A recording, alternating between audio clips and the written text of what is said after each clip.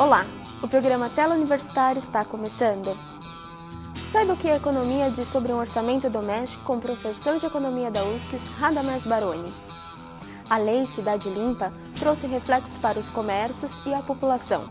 Vamos falar sobre isso com o professor de mercadologia da USCS, Paulo Destro. Hoje, no quadro Seus Direitos, veja o que é um período de carência. Mal de Alzheimer, uma doença muito comum nas pessoas acima de 65 anos, no quadro Sua Saúde. Veja também a matéria sobre hidroterapia, um tratamento que vem sendo muito utilizado por causa dos resultados e da acessibilidade. Não saia daí, o Tela Universitário está só começando.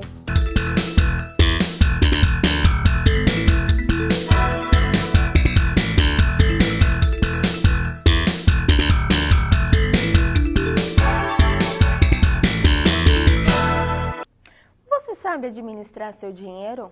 Paga todas as contas de casa e ainda sobra? Fique atentos, pois eu falo agora com o professor de economia da USCS, Radamés Baroni. Olá, professor. Olá, tudo bem, Dani? Tudo jóia. Professor, de um modo geral, quais são as contas que existem numa casa? Numa casa, despesa de moradia, essencialmente, né? Se a pessoa tem a prestação da casa, essa é a principal despesa, né? Depois você tem as contas de água, de luz, de telefone, né? De reforma, de gás. E se você vive de aluguel, a primeira despesa é aluguel e mais aquelas de água, luz, telefone, né? E todas as que seguem. Se você mora em apartamento, você vai ter despesa de condomínio e mais aquele monte de despesas que vão ocorrer, principalmente telefone, energia elétrica, gás, né? Todas essas despesas regulares da casa. E como fazer um bom orçamento doméstico? Um bom orçamento doméstico você tem que fazer colocando num papel, ou num caderno, ou numa planilha, né? Quanto você tem de rendimento da casa, quer dizer, as rendas da família, e depois uma relação de despesas, dividindo em grupos, né? As despesas propriamente da casa, essa que nós já falamos, depois despesa de transporte, despesa de educação, despesa de saúde, né? Despesa de lazer, né? Despesas até de beleza e estética, né? Então você tem esse retrato dos gastos que você tem, né, da família, comparando com a renda, os rendimentos da família, né?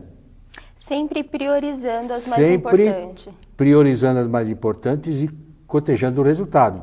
Não pode haver, por exemplo, déficit, né? Não pode faltar, porque senão a pessoa fica com dívida. Agora sim, é muito comum uma grande dúvida em relação ao supermercado. Certo. Uma vez por semana, cada 15 dias, mensal, qual que é a melhor opção? Atualmente, o melhor é fazer, por exemplo, semanal. Por quê? Porque os supermercados, eles concorrem entre si. Então, eles lançam produtos concorrentes, né, para ganhar no preço e você pode aproveitar as promoções. É claro que você precisa ter o supermercado muito mais próximo de você, né? Se for muito distante, pode não ser conveniente. E hoje, com a inflação mais baixa, você economiza muito mais comprando, por exemplo, semanal ou quinzenal, do que anteriormente. Anteriormente, quando a inflação era alta, você tinha que fazer compras mensais. E você vai obtendo vantagens nas promoções, nas ofertas. Agora, essa questão de conta em açougue, conta em mercearia, é um perigo? É um perigo você pendurar contas, né? Porque você perde o controle, você pode perder o controle. O melhor mesmo é fazer compras regulares em equipamentos, né? Tipo supermercado, que você pode ter ou até usar o cartão, você tem mais controle sobre isso. Isso é uma coisa um tanto antiquada, essa de você ter conta, por exemplo, numa padaria ou num açougue. E hoje, qual é o melhor método de economizar energia? O melhor método de economizar energia é não deixar os equipamentos em stand-by, é não tomar banhos demorados, né? Os itens que mais consomem energia, primeiro é o ar-condicionado, né? Agora no inverno, por exemplo, já se desliga, mas no verão se consumia bastante, né? Ferro de passar, que consome muita energia, e chuveiro elétrico. Esses são os itens que consomem mais energia. Então, é necessário que a pessoa esteja consciente disso, por exemplo, ao passar roupa, passe tudo de uma vez só, use o termostato de regulagem para, por exemplo, peças que requerem menos calor, né? E E use, inclusive, quando desligar o ferro, aquele aquecimento que permanece no ferro para peças pequenas. E no chuveiro, tomar um banho, realmente de 5 a 7 minutos, que é suficiente, né? E o ar-condicionado usar com parcimônia, não ficar ligado, por exemplo, o dia todo. E os equipamentos eletrônicos, tirar do stand-by. Quando você sai de casa, não deixar ligado no stand-by, porque vai consumindo energia. Agora, quando a gente viaja, quais são os cuidados que a gente pode tomar? Você diz com relação a gastos? A gastos, economia. A gastos, na economia. Uma regra muito boa é o seguinte: não vá em restaurantes à la carte. Viajando, evite os restaurantes à la carte. São os mais caros, você vai gastar muito e os seus recursos vão se exaurir rapidamente. Então, prefira, por exemplo, restaurantes, né, tipo self-service, né, ou se tiver por quilo, e também use o supermercado. Você pode, por exemplo, né, no exterior, fazer a refeição no hotel, comprando no supermercado, né? Inclusive comprando bebidas até, e vinho, essas coisas, queijos, e fazer a refeição. Né? Não precisa ser sempre, mas você vai economizar muito em viagem adotando esses hábitos, evitando os restaurantes à la carte, onde você vai realmente gastar muito. E planejar, né? E planejar, naturalmente, claro. Agora, quando a gente sai de casa para viajar, com relação à casa, que cuidados a gente pode tomar? Tem muita gente que deixa a luz acesa, né, para evitar algum roubo, enfim. Isso é um tanto manjado, né? Os meliantes, eles sabem disso daí. O ideal seria que alguém viesse morar na sua casa, algum parente, né? Um irmão, alguma coisa, ficasse aquele tempo morando lá. Esse é o mais efetivo. Outra coisa é você ter um sistema de segurança, por exemplo, um alarme, né? Formas de evitar. Claro que sempre há possibilidade, mas o ideal mesmo é que alguém ficasse. Se você mora em casa e é mais devassável, né? Alguém realmente, um parente, ficasse o tempo lá que você está viajando. É bom averiguar antes também se eles são econômicos. Sim, é claro, naturalmente que vai assumir as despesas da casa, vai continuar, né? A despesa normal da casa, né? Vai ter que acender a luz, vai ter que tomar banho, vai ter que se alimentar, essa coisa.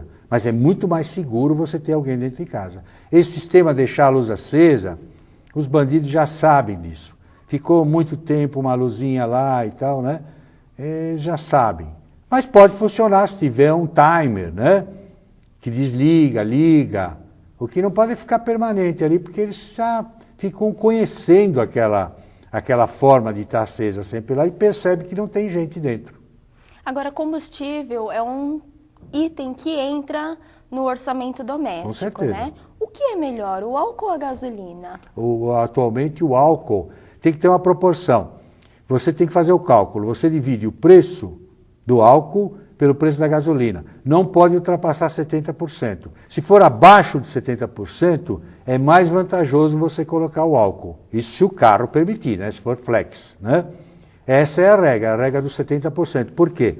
Porque o álcool você consome mais, o motor consome mais álcool do que a gasolina.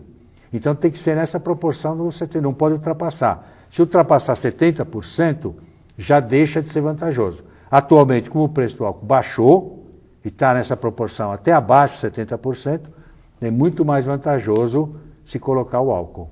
Bom, no mês de janeiro é muito comum aumentar as contas, né? IPVA, a matrícula. Como se programar para essas contas serem sanadas? Através do 13º. Reservar uma parte do 13º, já ter essa previsão de quanto se vai pagar, e reservar, não gastar todo o 13º. Reservar uma parte do 13º para esse pagamento. Aí a pessoa fica tranquila, porque ele tem essa reserva, ele sabe que essa despesa vai correr e ele tem o recurso para pagar. Então ele fica tranquilo, não vai ter que recorrer a financiamento de banco, né, para poder cumprir isso, porque depois tem que pagar o juro, né? Então ele vai ficar bem mais tranquilo. É só não exaurir, não gastar todo o 13º, reservar uns 30% do 13º para cobrir essas despesas.